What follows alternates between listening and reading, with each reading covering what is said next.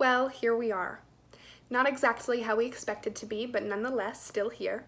My name is Grace Ficara, and I am a senior drama student at UNCSA. It being my first and only year here, I had a lot to learn. My journey at UNCSA began freshman year when my mom gave me the pamphlet for the drama high school program. I took one look at it, put it on my kitchen table with a defeated, "I would never get in there, Mom," and I forgot about it till my junior year. Look how well that worked out! Whether you had it in the bag from the start, or you were someone like me, a little hesitant, very unsure, we all ended up in the same incredible place. I think we can all agree UNCSA is very different from most high schools, considering our mascot is a fighting pickle. Before I got here, I had this very preconceived notion of who I was, and she is not the girl sitting here talking to all of you today. I was a theater kid. I didn't see myself as someone who came to UNCSA to excel at my academics. My teachers, Mrs. Douglas, Mrs. Yoakley, and Mr. Sobolchik, had a very different perspective on that than I did. In their classes, I was expected to be more, to push myself to academic limits I had not been before, to see myself as a person who could do anything, not just an artist who could do anything. My teachers created those spaces for me to intertwine both academics and art. I used the public speaking tools I have learned in drama courses for literature presentations or AP GoPo debates.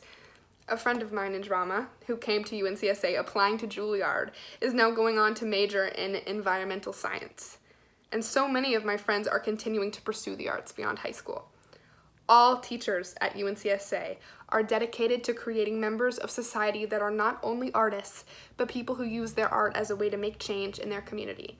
I have learned not only something new from my teachers every day, but something from my classmates every day. So now I speak to you, class of 2020. Your range of diversity and acceptance has made new students like me feel like I could do anything with you all a part of my class. I have been educated by artists of color, Spectrum, student government, and more, and I have been inspired by the art you create. The music you play, like the pickle jar performances that always brighten my mood, the dances you perform, I don't think anyone can beat the magic of the Nutcracker, the visual art that you create, like becoming a living, breathing installation for intensive arts, the songs you sing and or write, The Who is better because of it, and to my little corner of UNCSA, I think about the theater you devise from your own imagination, from the cabaret to our late night studio sessions. Not only do I admire all of you as artists, but I am in awe of the people that you are. Kind, confident, and ready to take on the world today. To our administration, counselors, teachers, our RHCs, the entire dining hall staff, and the health center, thank you for keeping me alive for 7 months. I learned a lot through you. It's not easy taking a bunch of teenage kids in, especially when they are as passionate as the class of 2020. But you did it, and we are all incredibly grateful for it. To our art teachers, you have fostered our growth in our specific disciplines, and you've been a safe place to land.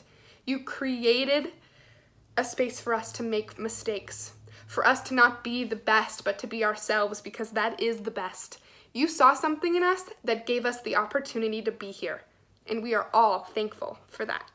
It is a relief going out into the world knowing we have adults who have our back, who see us as engineers for the future and not destroyers of it. So I thank you, all of you, especially our parents and guardians, we didn't forget about you, for the support and encouragement you have fostered at UNCSA. I would like to wrap up my speech with a message to my soon-to-be graduates, my class of 2020. We didn't get everything we wanted, but we did do it. We did make it here, and for that we should be proud. I truly believe that we have the tools to change the world, as cheesy as it may sound. We have a voice unlike any voice I have ever heard. Strong, driven, hungry for change. We don't give up until we get what is right. We don't give in when something is wrong. I've personally witnessed students in our class see an injustice and advocate for it in a safe, respectful way to teachers who listened and cared. Lifelong friendships have been created between all of us, bonds that will never be broken. When we were told we wouldn't be able to continue a semester in person, we used the technology so many citizens resent as a way to connect.